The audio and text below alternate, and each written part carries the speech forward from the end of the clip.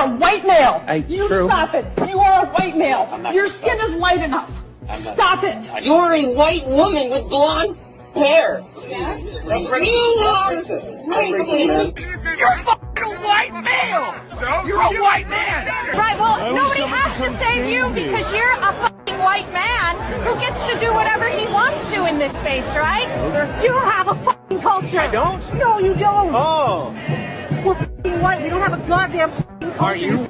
I sit here as a privileged white woman. I cannot imagine, but I appreciate you educating us. Well, because we're white, we have had privilege, even the poorest of us. When you're white, you don't know what it's like to be living in a ghetto.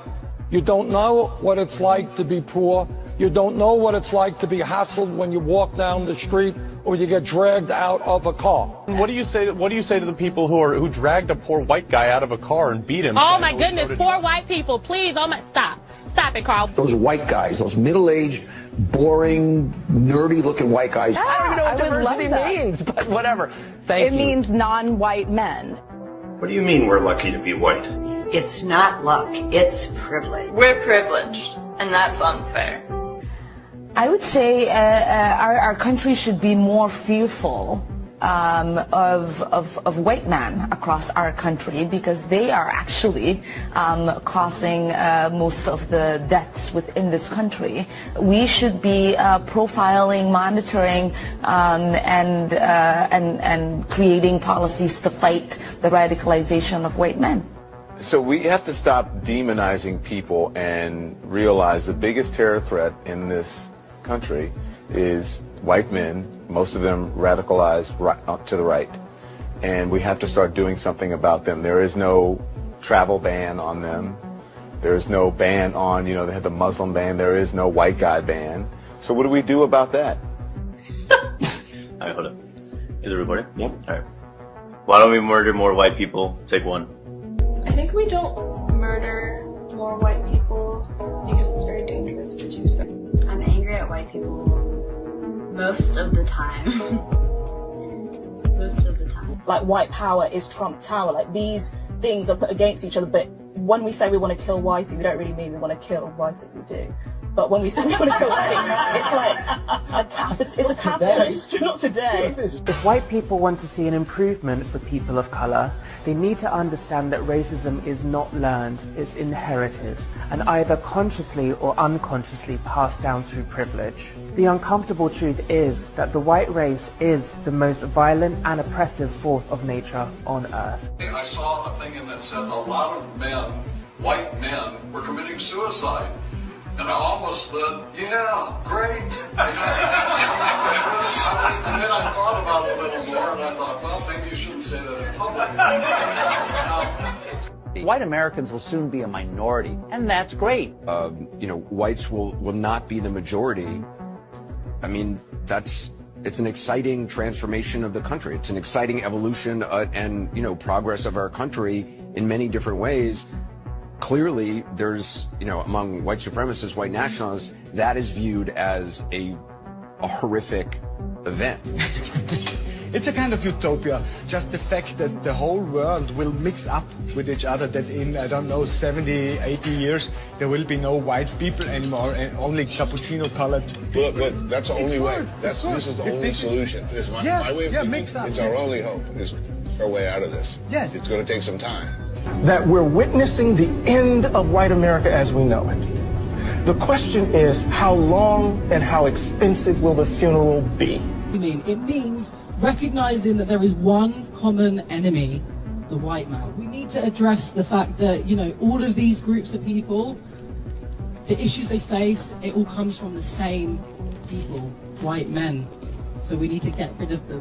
What I did wrong in 2016 is I overestimated white people. And white people have been probably woefully late to this conversation, but I'm not willing to let white voters off the hook. The sweeping vistas stir the soul. Wildlife and waterfalls awaken a sense of wonder.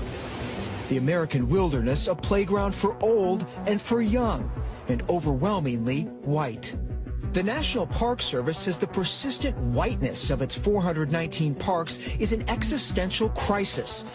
It is not the job of black people and ethnic minorities to educate white people on racism that is perpetrated by white people. Right. White folks need to go educate themselves on racism they perpetrate. White privilege whitewashes racist and inflammatory language as unconscious bias. It perpetuates the bigotry of intolerant white people as ignorant. It's very hard to talk about the issue of race. White people particularly don't know how to do it. Well, I call it white mansplaining. This idea that white people are objective on racism, which is outrageous. We are the least objective. The most dangerous kind of white privilege is to think that we can sit this justice struggle out. In London, the white British population has decreased by 600,000, while the minority population has increased by 1.2 million. So, yes, lads, we're winning. Do you believe that white folks actually care about racial injustice? It doesn't appear that we do. I mean, the status quo of our society is racism, and it's comfortable for white people. Doesn't it seem like some white men are really angry lately? Which is why you're getting pushback from the men in your life for just existing. But it's not you. It's white men. They're a little fragile right now. There are still generations of people, older people, who were born and bred and marinated in it, in that prejudice and racism, and they just have to die. Donc, quel est l'objectif? Ça va faire parler. Et l'objectif, c'est relever le défi du métissage. Défi du métissage que nous adresse le XXIe siècle. Ce n'est pas un choix. C'est une obligation, c'est un impératif. On ne peut pas faire autrement. Si ce volontarisme républicain ne fonctionnait pas, il faudra alors que la République passe à des méthodes plus contraignantes encore. My concern is doing away with whiteness. Whiteness is a form of racial oppression, sure. The suggestion is that it is somehow possible to separate whiteness from oppression, and it is not. There can be no white race without the phenomenon of white supremacy. If you abolish slavery, you abolish slaveholders. In the same way, if you abolish racial oppression, you do away with whiteness. Treason to whiteness is loyalty to humanity. Your views are fairly well received in academia. Yes, they're legitimate, not to say that everyone agrees. It is incumbent upon people who hold the power in this society to help to do that, to do the heavy lifting. And guess who that is? Who is that, Chris? White people.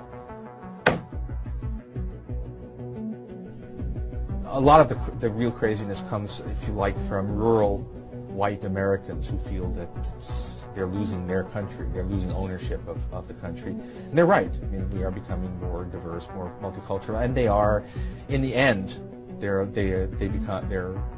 not the future. In the end, the power they still have will go away. The reason why I helped write the standards and the reason why I am here today is that as a white male in society, I'm given a lot of privilege that I didn't earn. It's critical for white people, for people in general, to stop denying their racist ideas. It's sinful. It is a sinful, violent identity construct and culture. Because first of all, whiteness emerges as a construct always in opposition to that which is not white. That's the way it emerges. You cannot at once be white and Christian. And that means you have to name the ways, you have to call out the demon. You have to name the ways in which you are white. So you have to name the demons. What am I trying to do in my classrooms? I'm trying to create dangerous spaces within my classrooms. Dangerous spaces. And what does this mean? What we need are critical dangerous spaces where vulnerability, so I'm thinking these are dangerous spaces, where vulnerability and anxiety can be nurtured in white students who find themselves faced with critical questions about race that mark their bodies as problem bodies. How do you mark white bodies as problem bodies and get away with that? Creating moments of trauma are important. Again, etymologically, which means to wound, within the context of classrooms. How do you create trauma? We need forms of trauma that unsettle various meta-narratives that ground and underwrite white privilege and white so-called superiority. This is necessary for white students in order to begin to disarticulate, again, various mythopoetic constructions of whiteness that have reinforced their naturalized place of dominance in the world.